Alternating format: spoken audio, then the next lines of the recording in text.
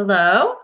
Hello, everybody. Welcome to our webinar, A Parent's Guide to E-Bike Safety for Youth. My name is Christina Panza, and I'm the director of the Sonoma County Safe Routes to School program.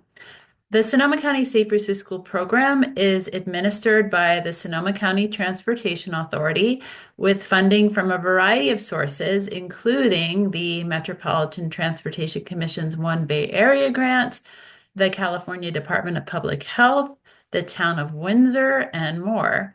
My employer, the Sonoma County Bicycle Coalition, is the implementation agency delivering Safe Routes to School programming to schools and local jurisdictions countywide. The Sonoma County Bicycle Coalition, otherwise known as SCBC, is a nonprofit that promotes healthy and safe riding through advocacy and education. Can you advance the slide? During the 2025-2026 school year, SCBC's Safe Routes to School program served 55 schools and directly taught close to 9,000 students with our education programming. And we expect to serve at least that many or more this year. We conduct bicycle safety classroom presentations and on-bicycle education for fourth graders, middle school students, and families. Our instructors are League of American Bicyclists certified, which is the gold standard for bicycling education. We also teach pedestrian safety. We produce a robust walk and roll to school encouragement program, and we collaborate with local jurisdictions to identify barriers to safe, active travel to and from school, as well as potential infrastructure, program, and policy improvements. Next slide. Before we get started and I introduce our presenters, I'm really curious about what brought you to this webinar. So please let us know in the chat. For example, are you considering an e-bike purchase for your youth? Does your youth already own or ride an e-bike? Are you just here to learn more about e-bikes in general, or is there some other reason that brought you here that I haven't considered? So thanks for taking a moment to do that. That would be great. Please also feel free to utilize the chat at any time to ask questions or make a comment. I will be monitoring the chat as we go along, and we should have an opportunity to address questions after the presentation portion is over. So wait for that. I'd also ask that you keep yourself on mute for the duration of the presentation. When we get to the question portion, you could ask the questions out loud by raising your hand, or I can read questions that are in the chat. So one or the other. All right, so next slide. Now I would like to introduce our presenters.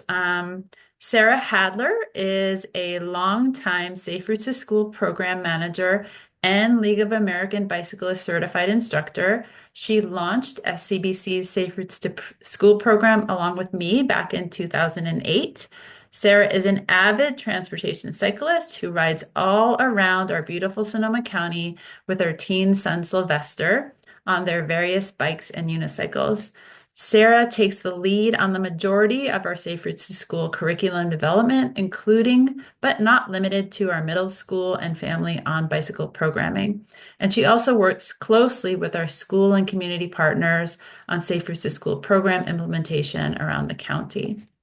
David Levinger, our other presenter, holds a PhD focused on transportation policy and planning with expertise in creating healthy communities. He's worked professionally in aviation, transit, driver training, pedestrians, bicycle, and street design. He has over 30 years of research, policy analysis, engineering, and advocacy experience and has served on traffic safety advisory committees at the city, state, and national levels. He's also a League of American Bicyclists certified instructor who rides an e-bicycle, teaches our adult smart cycling classes, and supports our youth and family on-bike programming. Okay, I'm going to let them take it from here, starting with Sarah. Thank you, Sarah. And again, welcome everybody. Thanks for being here. Thanks, Christina. Great introduction. And yes, we're so happy to be here and talking about this important subject. So in this webinar, we're going to cover kind of the pros and cons of owning and riding an e-bike. We will talk about the different classes of e-bikes, the distinction between an e-bicycle and an e-motorcycle, and the main safety issues and educational issues to know about teens and e-bikes. So let's first ask yourself, it's really important to just ponder, does my teen even need an e-bike? Maybe your teen has come to you and said, I really want an e-bike. Well, there's some really great benefits to e-bikes. It gives teen independence, parent independence. Maybe you don't have to drive your kids around as much. Having an e-bike might overcome some barriers to biking, like steep hills, carrying heavy loads, traveling long distances.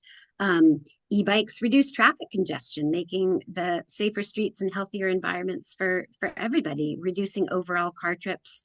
E-bikes, have integrated lights and racks, making them easy to transport things and easy to kind of go long distances, thick tires, that kind of thing. So those are some of the benefits of riding an e-bike. What are some of the risks and cons? Definitely speed, and we'll be talking about this a lot. E-bikes can go much faster than conventional bikes, and this can result in more severe injuries if there is a crash. Their heaviness makes them harder to control, to stop, makes them difficult to transport and store, perhaps. We also have to consider passenger safety. Many e-bikes have an extra seat for a passenger, so we need to think about that.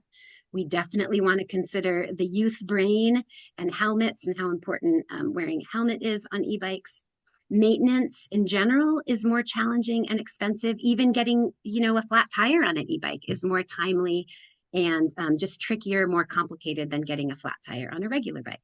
And then there are environmental considerations related to battery production and disposal that we should also consider. So we really want to give you some concrete information on how to make decisions on whether or not you should get an e-bike for your student. Number one thing to kind of ask yourself is, does my kid know how to ride a conventional bike? Have they mastered those skills of riding a conventional bike? If they have not, then they should not be riding an e-bike. We attended a kind of e-bike training in Marin County last fall, and there is an 11-year-old girl who had a pretty heavy e-bike, and she just couldn't control it or manage it. We went on a community ride and she kept kind of tipping over into the street and she couldn't even really hold the bike up. And when we got back, it's something we mentioned to her parents, and her parents just kind of said, oh, she'll grow into it. But really the better answer would have been, let's have her ride a regular bike, a lighter bike, until she's big enough and tall enough to kind of manage an e-bike. So really consider that. Does the e-bike fit my youth size and ability? Does my youth know the laws and follow them? And we'll talk about these a little bit more later. Can my youth stand up to peer pressure? Will your youth say no if someone kind of eggs them on or spurs them on to go faster, or to somehow change their speed on the e-bike or something like that? And if you do decide, and you figure these things out, and you do decide that it is appropriate for your teen to have an e-bike, then we really recommend buying local, buying legal, know what you're getting, develop a relationship. If you order it online, you don't always know what you'll end up with. There might not be anyone to ask questions of. And just because it has a label doesn't make it legal. You also want to do really keep an eye on maintenance on your e-bike, especially on brakes. The brakes will have to be kind of checked frequently. So just some things to think about. So I wanted to share a couple of stories that kind of bring this home. These are two Sonoma County kids. This one kid, Thomas, he's a 14-year-old in Petaluma. He is a freshman this year at Casa Grande. And as he and his parents were trying to figure out what the best vehicle was for him to get to school. They live about 2 miles from Casa Grande. So they really decided as a family that he did not need an e-bike yet, that he really could get around town and do the things he needed to do on a regular bike. So he is commuting. He often hops on the train and with his bike and comes up to Santa Rosa to see friends and such, but he really is pretty happy and content on his regular pedal bike. Just wanted to share another story about Ryan. He was a senior in high school last year, headed to college in San Diego, and he and his parents talked about a car or an e-bike or what was the best choice. His dorm was about 9 miles, or where he was living was about 9 miles from campus. So they settled on getting him an e-bike. And he's been using that happily to go back and forth to campus. So that has suited him well. So just kind of making these really thoughtful decisions that are best for you and your family and your youth. I really love this quote. This is from a parent and a Safe Routes to School advocate, Penny Elson. She lives in the Bay Area. And I just think this is really important for us to keep in mind when we're considering, what kind of vehicle device we want to get for our kids. So she says, we know that the best bike for lighter, smaller, cognitively different youth to use while establishing strong bike handling and public street riding skills is a lighter, slower, more manageable foot powered bike. Youth peripheral vision changes over time. Their brains are developmentally different. Their strength, weight, and height is different. And all of that matters a lot on faster, heavier e bikes. And then just also to reiterate that the importance of kind of shopping at your local bike shop to figure out the best bike or e-bike to get for your kid is really important. I am now going to turn it over to David. David's going to define an electric bicycle, talk about the different classes of e-bikes, and also make the distinction between an e-bike and an e-motorcycle. And David, just let me know. I think I can get the slides, but let me know if whether to forward them when you're ready.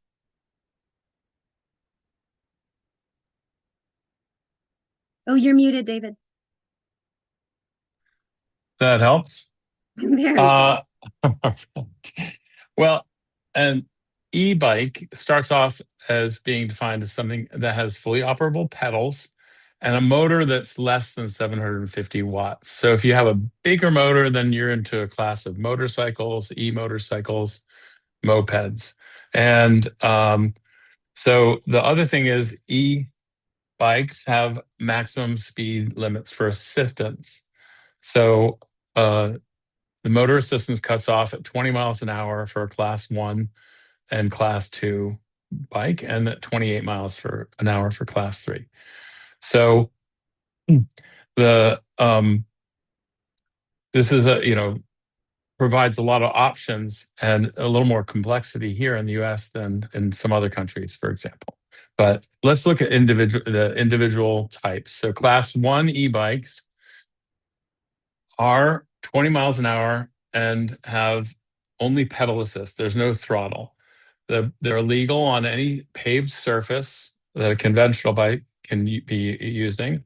And this is the kind of e-bike that we would tend to say, if you have a youth riding an e-bike, it's a better idea to have them riding a pedal assist only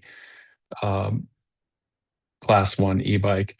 That's going to be lighter. There are a number of different reasons why this might be better. And if we get into class 2 e-bikes, class 2 has a throttle. That's the differentiator for the class 2. And that means that though it has functioning pedals and transmission, someone can use the throttle and not pedal on that bike.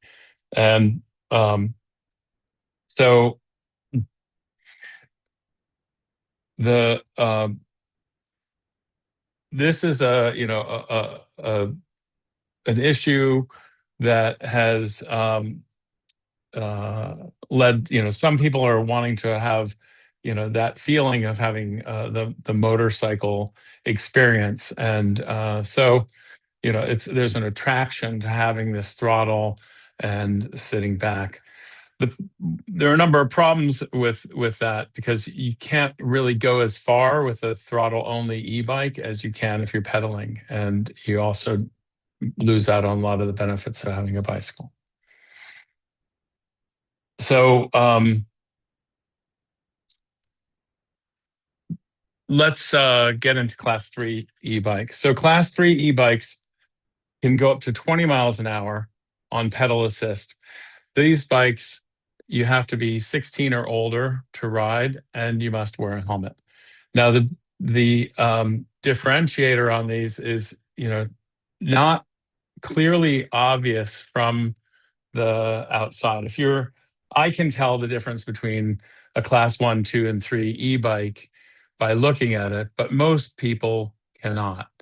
The the clear differentiator for the Class 2 is that it has a throttle, but that may not be obvious to many people looking at it from afar. So the place that we get into trouble is when we get into the e-motorcycles. E-motos have a lot of, and the picture in this slide shows an e-moto that actually doesn't have a pedal. But there are e-motos that will have functioning pedals as a kind of either, a way to get around if you run out of battery, or as something, as a feature, but they have so much more power, and they really can kind of terrorize an area with their speed. They can go much faster than 28 miles an hour, and so the speed, we end up having a real concern, because the speed is just makes everything much more critical and dangerous for our youth and for adults. So the one of the issues is that a bike that can be functioning as a Class 1 or Class 2 bike can also sometimes be hacked, and the speed limit raised illegally above the speed limits of that class. And this is something that, as a parent, you have to really know this is a possibility. What are the possibilities on various types of e-bikes? And, I may be buying my youth or a Class 1 or Class 2 e-bike, but is it going to remain that way? And can it pose more danger than I'm aware of?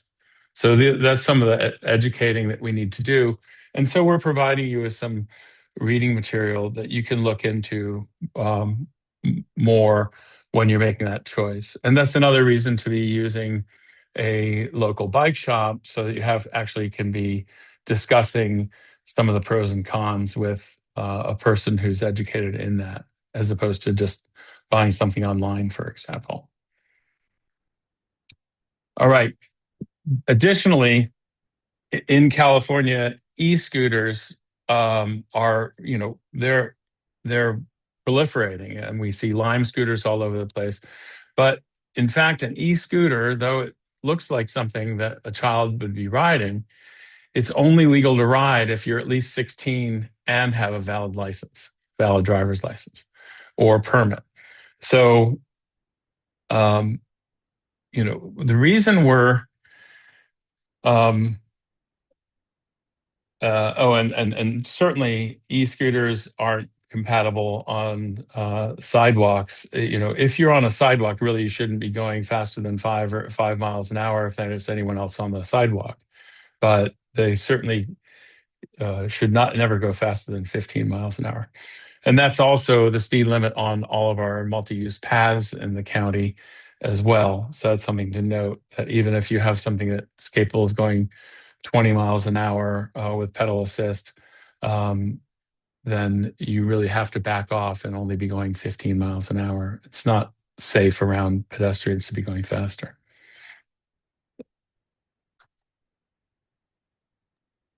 So this is on to Sarah now.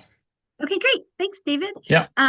Great. So something to keep in mind, that although this is from the Consumer Product Safety Commission, a recommendation from them. So even though there are no age restrictions for Class 1 and 2 electric bikes, you can be any age to ride them. David just went over that.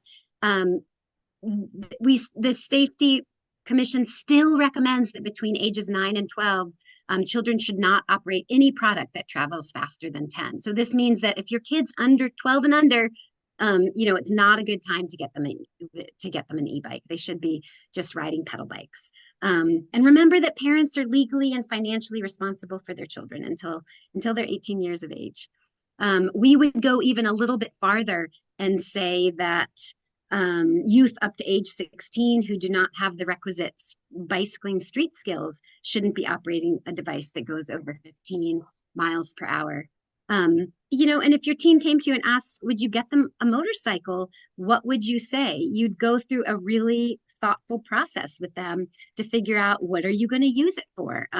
Probably. So I have a 14-year-old boy, and if he came to me and said, I really want a motorcycle, my first instinct would be, no way, and then maybe he'll work at me and get me to talk and consider, well, what would you use it for? Well, maybe I'll, go dirt bike riding or something. And we would figure all that out. And for a motorcycle, you have to have a license, you have to go through a safety course. So have those same considerations if your kid comes to you and says, I really want an e-bike. You want to go through that really thoughtful process with them as well. And again, bringing it back, parents are ultimately liable for their children's actions on bikes and e-bikes. So as we think about how we educate around e-bikes, the main safety points to focus on are the increased speeds and maneuverability challenges of a heavier and faster device. So we really want to keep this in mind. And we're going to get into education in just a little bit. I'm going to turn it over to David again to talk about e-bikes and the increased crashes and injuries that we're seeing.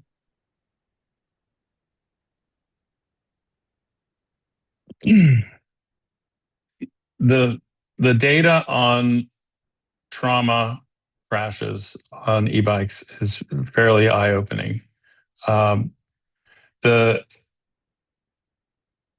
There's this new Rady Children's Health study in Orange County that looked at e-bike injuries suffered by pediatric patients during a 5-year period and the risks associated with speeds higher than 20 miles an hour. The need for targeted safety measures and legislation, especially related to prevention of head injuries. Here, we see that in 2025, there were 201 trauma patients. The year before, 125. 2021, 1. And this is just an exponential expansion. And it became just one of the number one sources of trauma visits at this children's hospital. So the next chart shows that with regular bicycle injuries stable or even declining, the e-bike injuries are rising in comparison. And these injuries are looking more like motorcycle injuries to the doctors in the emergency room and less like the standard bike injuries that they see. And this really leads to, looking at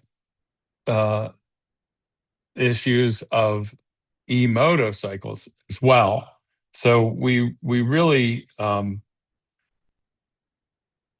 have to look around ourselves and educate ourselves about the potential for e-motos to be normalized in our communities and the things that we're doing to make sure people are getting education. Because a lot of times people take the attitude that my youth knows how to ride a bicycle and we're just adding a motor to the bicycle. There hasn't in the past been as much education available for teens looking at this purchase. It's not required now in other counties and in other parts of the state and the country. Communities are starting to mandate teen education for an e-bike purchase, but it's not mandated here. So really, it's important for us to really restrict use and access to e-motos that are, make sure that e-motos that parents want their kids to have are being used legally, for example, off-road as a motorcycle, and not on our streets where people who are perhaps not ready for that level of responsibility and risk are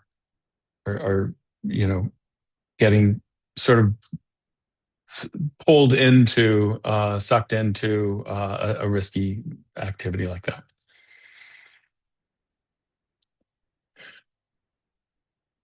But if we look at even a fairly innocent purchase of a Class 2 e-bike, we feel like it's important to share this one story. It's a very well-documented story about a pair of friends in Pacific Palisades in 2020, and we'll share the link to the Bicycling Magazine article. It's quite an extensive article about e-bikes and e-bike safety. Molly and Emmy were best friends. Molly spent the night at Emmy's house.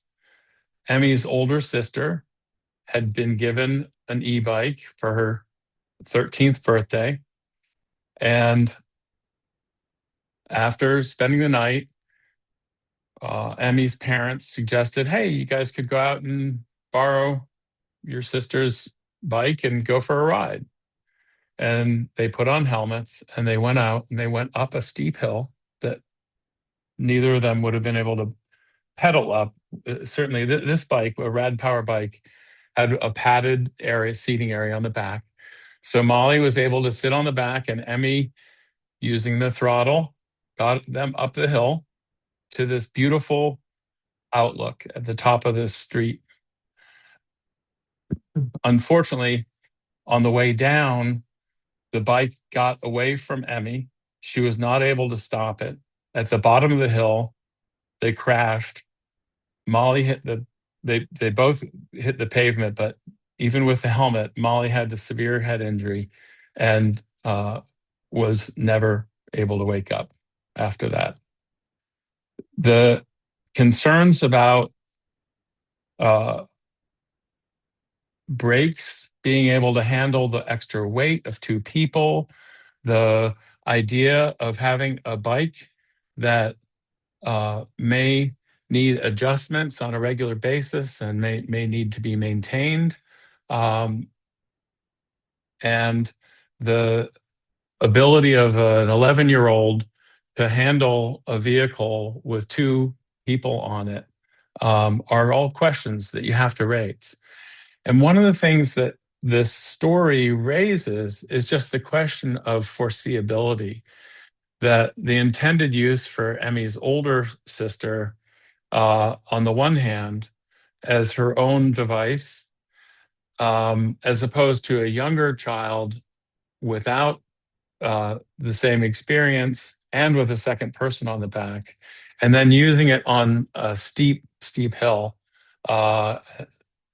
are things that one might not anticipate. And so we just want you to have access to stories like that so you can be prepared to make sure that education is there and to inform your decision. Because really, it's possible to have an e-bike and be safe on it, but it requires us to be looking further ahead.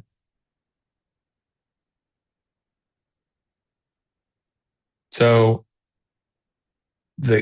one of the issues here is also that we see a lot of nonconformance with wearing a helmet on bicycles. And what I've been surprised to find is that as kids transition onto e-bikes, there's not a higher adoption rate for helmets on e-bikes, even though there's a higher speed factor.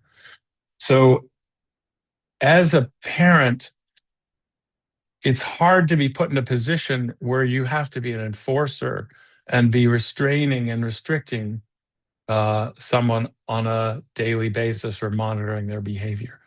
So making those decisions about agreements about safety up front and agreements about education and behavior and the context of how you use something is very important. And it's hard for those agreements to exist up front without a little bit of education. So let's go on and have Sarah address more of that education. Okay, great. Thank you, David. And like David said, we need a few things to happen for there to be an increased youth safety. So we need policy change. We need age limits on e-bikes. Marin has recently passed a law making it illegal for youth under 16 to ride Class 2 e-bikes, of which e-motos regularly pass for. So that was something to address that problem. We need stricter manufacturer accountability on multi-mode products. We need a 750 watt maximum. We need a 20 mile per hour maximum, and we need better labeling. And we also need parents to buy age legal and skill appropriate e-bikes for their kids, or decide not to and decide maybe that needs to wait a little while. And like David was also saying, we need to educate both parents and youth to make sure that they're getting the right safety education and following the rules of the road. And we need some engineering and education. We need better engineering and education. We need complete streets planning, which makes streets safer for all users, bicyclists, pedestrians, and drivers. Complete streets can include lowering speeds on streets, using traffic calming measures like bulb out crosswalks and protected bike lanes. And for education, we need accessible League of American Bicyclists standard education opportunities everywhere in classrooms and other settings all around the county. So now so we do educate, we do go into the classrooms and educate. And I know there's a few youth on this webinar now. So we work with middle schools around the county. We're always happy to offer our services, our presentations, our modules, our bike safety modules, but I just wanted to give you a flavor of those and the things that we cover. So the next few slides are kind of, you can watch from a kid's point of view, you can watch from your own point of view, did I know these things? But these are the things we're teaching in the classroom. So, we really drum in wearing a properly fitting helmet.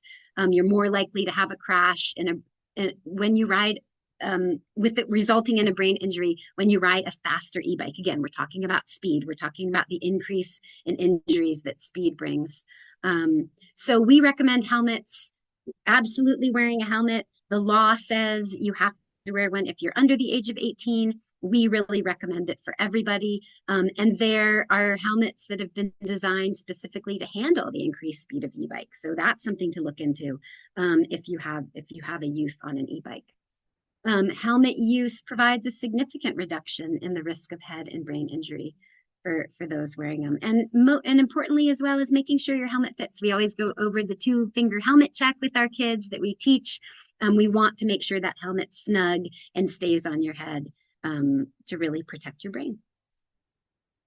So passenger safety, David's story talked about that. A lot of e-bikes, it's legal to carry a passenger. So the definition is if a bike has a seat for an extra passenger, that is legal. We recommend not carrying an extra passenger on your bike, especially if you're a youth who's maybe, it's much harder to handle those heavier e-bikes with or without a passenger, and you add a passenger to it, it's even harder. It makes turning more difficult. You need to brake a lot earlier. You really need to make sure your passenger's safe and wearing a helmet as well. So we really discourage carrying a passenger on an e-bike, but I just wanted to cover, what is the legal definition of that.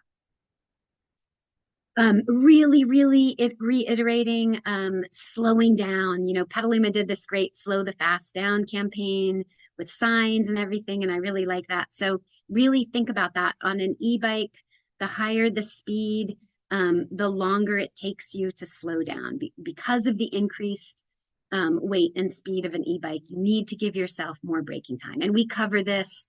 We talk about this with the kids in the classroom. Maybe you need, 3 times as much room to come to a full stop on an e-bike when you're going faster than on a conventional bike. Again, we do not want you to alter the speed on your e-bike.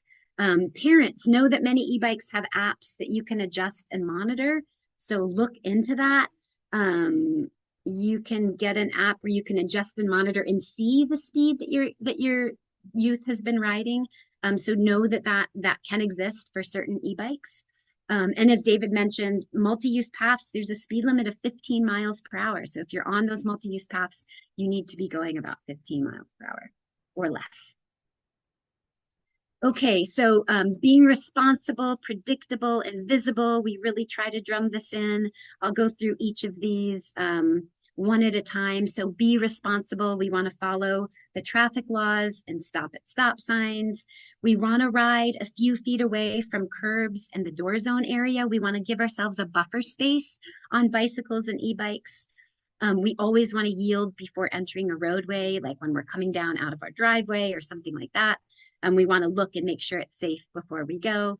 Intersections are a place where crashes tend to happen the most. So being really extra careful at intersections and slowing down, giving yourself time to react. And e-bikes should not be on sidewalks. They simply shouldn't be. As David mentioned, you know, the speed of sidewalks is about 2 to 3 miles per hour. So we don't want to be on e-bikes. Predictable, one of my favorite words. What does it mean? It means that we want people to know what we're going to do. We don't want them to guess at what we're going to do. We want to ride in the same direction as traffic. We want to ride in a straight line. We don't want to swerve and weave in between parked cars. We want to signal our turns. We want to make eye contact with other drivers. This is important for everybody, for all road users, whether you're a bicyclist, a pedestrian, a driver. Eye contact is a really good tool. We want to look back, we want to yield and signal before changing lanes. And then we really want to be visible. Because you're going faster on an e-bike, you can compensate by being as visible as possible, wearing bright and reflective clothing and using lights, especially at dusk and night. So a white light on front, a red light in the back. E-bikes often have lights integrated, which is kind of cool. But really using those lights to be visible is important. And then taking care of your e-bike and your battery. So they're a little bit more complicated to take care of. It's important to find a good place to store your e-bike. Ideally, it should be inside. It should be covered. It should be dry and cool on floor level. Taking your e-bike in for tune-ups. Know that mechanics often won't work on the bike if the speed has been tampered with. So if you've tampered with the speed, oftentimes they won't want to work on it. But really, again, developing a relationship with your local shop, checking brakes. Brakes wear out faster on an e-bike than on a conventional bike. And then the battery makes things a little bit extra complicated too. So avoid leaving your battery in extreme temperatures. You want to keep it in a cool and dry place. And important when replacing or swapping out a battery, make sure that you use a manufacturer battery. An aftermarket purchase could and charger have been known to start fires. So just wanted to mention that. And then lastly, before we head into questions and answers, we want to give you some really vetted online resources for e-bike education for you and your youth. Christina will be dropping the links to these in the chat. There's quite a few of them. We have on our Sonoma Safe Routes to School website, we have an e-bike webpage that has just a ton of information, flyers, and there's a flyer from the Petaluma Police Department that you saw earlier. There's all kinds of wonderful, great resources around e-bikes. So that's a really good place to start, including our e-bike, our 2-page e-bike flyer. There is a 12-minute e-bike safety video from Pedal Ahead, and a longer, it's about a 1-hour e-bike training that the California Highway Patrol created. That is available to you to check out. There's also a link to a review of a fantastic book, The Caring Parents E-Bike Survival Guide by Beth Black, and also info on how to order it.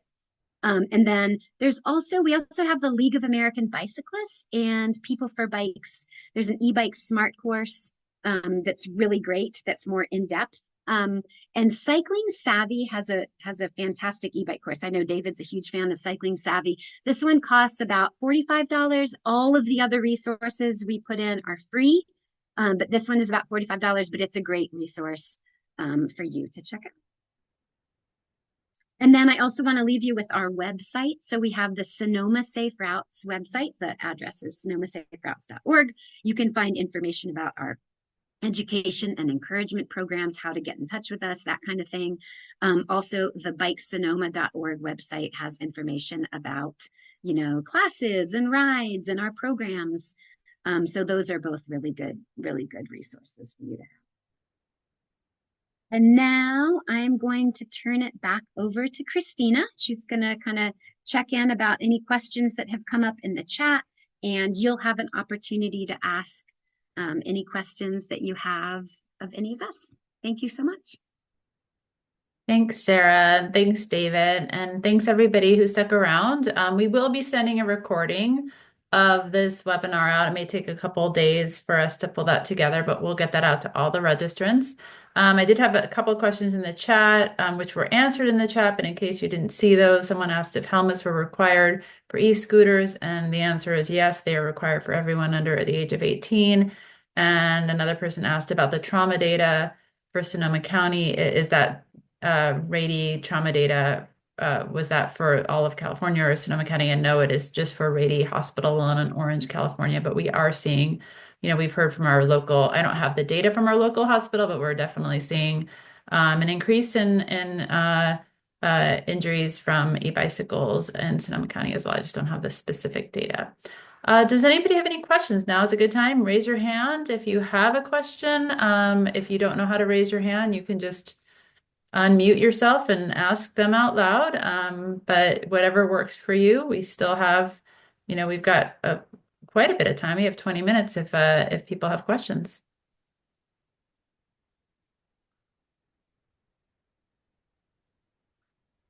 Let's see. Sure, I have a question. I noticed Yeah. that you it said that your education, your when you guys go to campuses is just K through 8. How are you guys handling setting up training on the new Santa Rosa City campuses that are 7 through 12? So with education, we have been focusing on K through 8 just by virtue of those are the schools that are enrolled in our programs. But we do have the willingness to visit, high school 712 campuses, and we have reached out to all the Santa Rosa City schools about enrolling in the program in 26, 27. Any school can enroll in our program, and once they enroll, we have their contact information, and we have a way to sort of communicate with them about our offerings, and then we can also know what they're interested in. So it's really kind of a process of the school wanting to receive that and us being able to deliver it. But we do the best we can to respond to all school requests that come through, and we do hope to do more education with the 712 campuses in the coming year.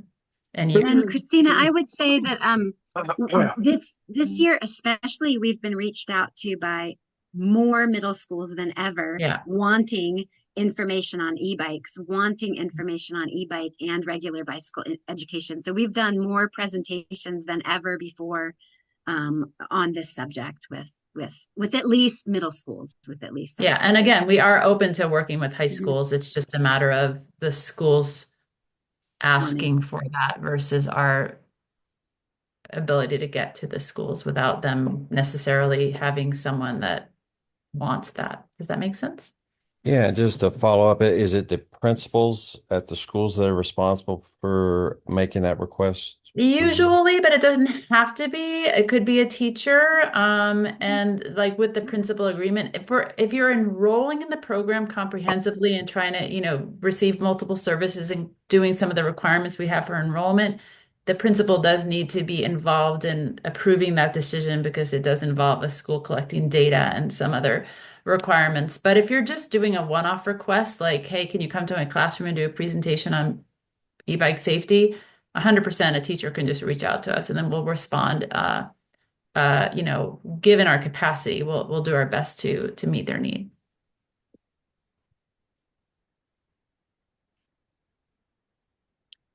Any other questions?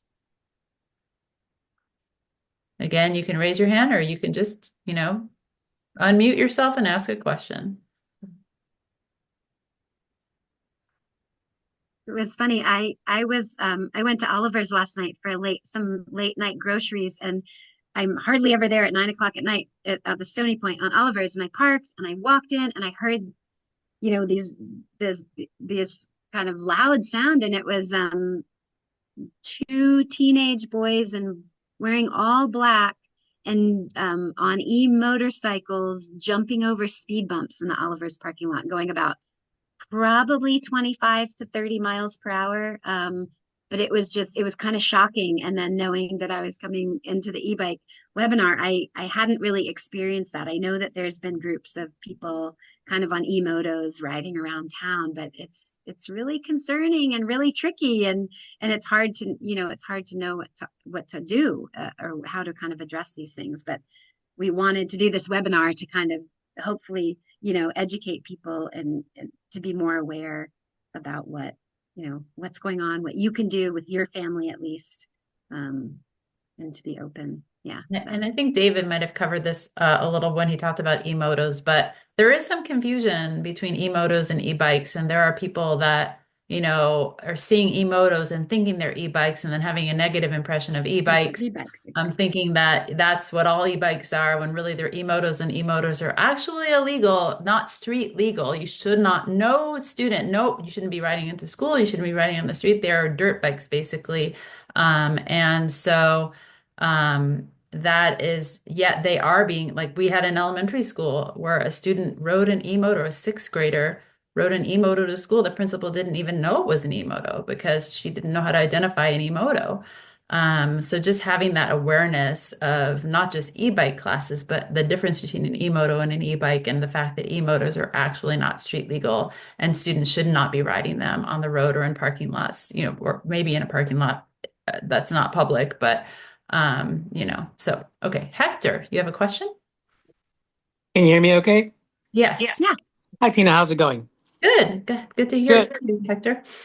I had just a brief suggestion, only because I've struggled with wrapping my head around the different classes. I think it was Right. great the way you guys presented the slides and going from class 1, class 2, class 3. I'm thinking maybe like a table would be helpful, where each class Yeah. would be listed, where they could be ridden, their speed limit, and then legally the age limit, things of that nature, all on a table. I think would be very helpful, maybe even to like hand out to parents.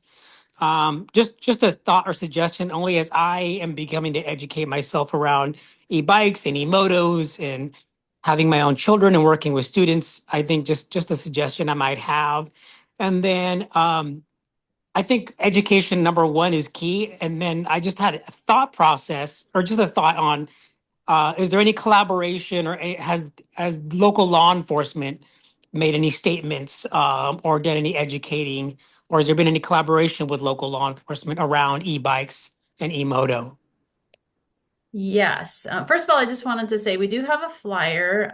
I don't think it has the table as extensive as what you're asking for, but we certainly could think about creating a different flyer next year, putting more in it. But on the second page of the flyer, there is just a very simple matrix of class 1, 2, 3, assisted speed and motor control for the e-bike classes on the back of the second page of that. Chris, I put in a link in there. And we do have that in English and Spanish, and that is up on our e-bike page on the website, which we link to as well.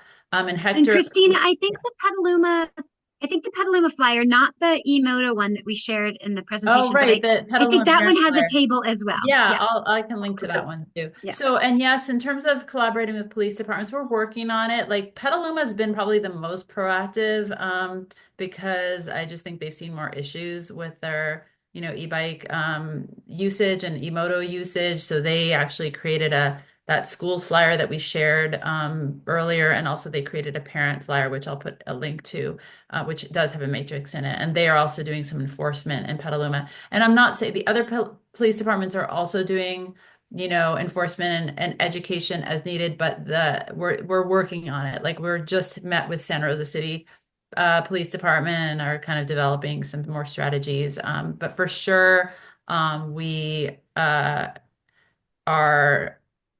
very interested in and working on collaborating with our local law enforcement about getting the word out, because we can only reach so many students and kids, and they have a broad reach as well in the community to get the information out.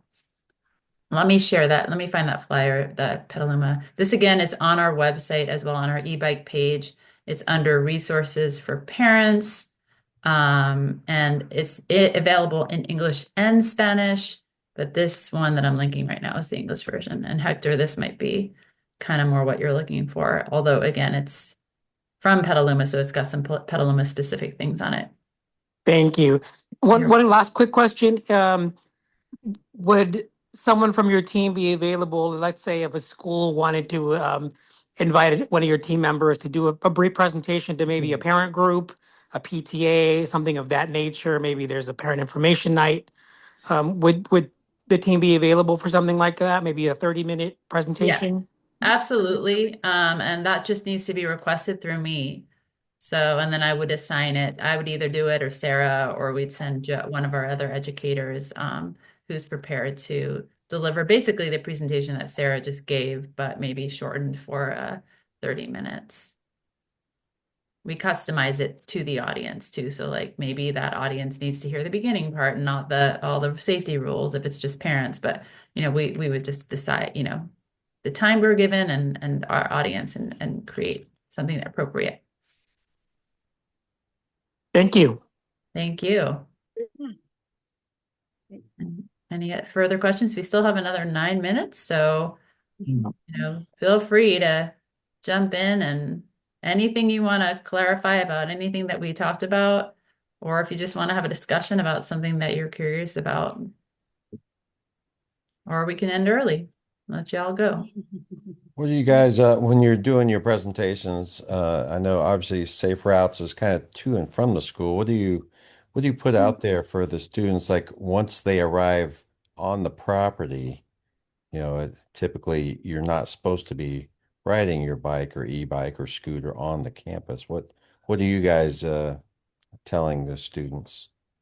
Yeah, I mean, we do. I mean, we address. I mean, basically, they're probably heading to the bike racks to park their bikes, and the campus has hopefully let them know, walk your bikes. A lot of bike racks are located kind of on the edge of campus, so students can go there and park their bikes. Maybe they know that they have to hop off and walk, but that's kind of more of a campus thing, I think. Christina, what would you say? That's Yeah. generally like in the purview of the school administration and communicate that. But sure, I mean, we definitely, in our teaching, we'll say, follow the rules of the road, follow the rules of your school. So those are things that we would bring up. Sure. I was just curious what you guys were putting out. You're right. It is campus specific and they should be providing that guidance. Yeah. Yeah. Yeah. Okay. Thank you. Good thought. Derek, did you have a question? You were unmuted, so I wasn't sure if you meant to. No. Okay. Tina, quick question. Hmm? You already mentioned this presentation will be available on the website. So we are going to download the cloud recording, and then either we'll post it to the website or possibly just on YouTube. And then we'll get it out. So there is a processing. I don't know how to do that, honestly. So we'll send the cloud link to our ED who will do that and take care of it for us. And we will definitely send it out to this group, to everyone who registered. There were many more people registered than actually made it to the webinar. So we'll make sure they all get that information as well. I had a quick thought about you mentioning about buying locally as a parent. I don't know if I've been to a few of the bike shops. Do they sell many e-bikes? Is there a few bike shops in the area that do sell? Other than I was just at Costco the other day and they sold a number of electronic transportation devices, but I'm not sure if any of the bigger bike sellers locally sell e-bikes. And let's see, David, do you want to take that one? Okay. Yeah, what I'm seeing is that all the bike shops in the area are selling e-bikes. There's some bike shops that are focused more on e-bikes. There was Pedigo in downtown Santa Rosa. I'm not sure it's still there. So I think what's happening is that the bike shops that are servicing other bikes are starting to have more. And so Sports Basement has a very good arrangement, the selection. If you go to Trek or Specialized, NorCal bikes, for example, you can get into the very expensive e-bikes. And if you get into um, some of the other smaller bike shops, they may or may not be uh, as uh, interested in working on the maintenance. So that's one of the things you have to do. One of the reasons I recommend looking around and for a local bike shop is then you find out you develop a relationship with someone who can work on it because uh, with a lot of things when you go to Costco or you go on Amazon and you buy something, you can easily have something that's great, it works fine, new, you might At the even moment. assemble it in your garage Right. for a period of time, but then um, I see a lot of these things, the more tech kind of gadgets that after, 6 months, then there's something's broken, people don't know how to fix it, and it ends up kind of going on the trash heap. And so um, it's something to be aware of because the other aspect of an e-bike is it's not as easy to throw an e-bike in the back in the trunk of your car because they're just so much heavier. And so a lot of adults aren't that comfortable lifting, a 50-pound e-bike and taking it apart and hoisting it around to get it to where it needs, to be maintained. Whereas with a bicycle, pretty much is no problem fitting it onto even a fairly flimsy, trunk mounted rack or something like that. Is that helpful? Yes, thank you, David. Yeah. And I think it's tricky because, we recommend class if you feel like I really do want to get a e-bike for my teen, it's a perfect opportunity. He lives 9 miles, 5 miles from school, and it'll be a perfect way to get him out of the car and on an e-bike. Great.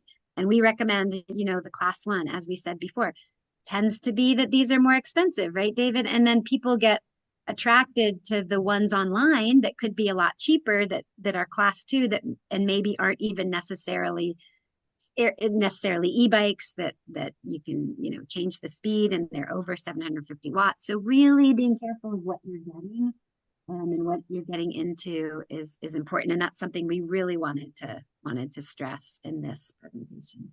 Yeah, which is like that is one of the most important things, I think, really, because if you do choose to get an e-bike class two because that's what you can afford, then just that all the more important that you maybe get one where you can monitor the speed of your child and be able to talk to your teen and talk to them about that, where you can really really enforce the helmets as best you can, as talk to them about the speed and the dangers of modifying the speed and all of that. So if you are, purchasing a class two with a throttle for, a 15 or 14-year-old, then which again we don't recommend, but if you did that, Right, but really, then really be super hyper aware of the consequences of them not following those rules. I mean, because it comes down to, you'd have to, there are parents who buy motorcycles for their 5-year-olds, and go dirt biking. I mean, that does happen. I mean, there are, but really the idea that a parent would send someone who's not even 16 out on a motorcycle on the streets. Yeah. on the streets, it's just like the risk of that is so high, right? And the issue is when we say it's a bicycle. Oh, and it's, there's a hill and it's, it's so much better to not have to pedal so hard. Let's get an e-bike. Well, when you start to blur into it's all of a sudden a motorcycle, then the decision, because it's so hard, it's this kind of slope, and you can slide down the slope and end up being in a position where you've just ended up getting your 14 or 15-year-old motorcycle and you're not even aware of it. That's the scariest part of the situation, without having really, good education and advice and um, vetted decisions. Thanks, David. Well, we're at time. Did it? Our email addresses, Sarah's email address and my email address are on the screen. If you have additional questions, if you'd like to request a presentation, if you just want, you can't find something I referenced, please feel free to reach out to us. That is what we're here for. We're here to serve the community, and have safe routes for everybody. So thank you so much for being here today. Have a great rest of your evening.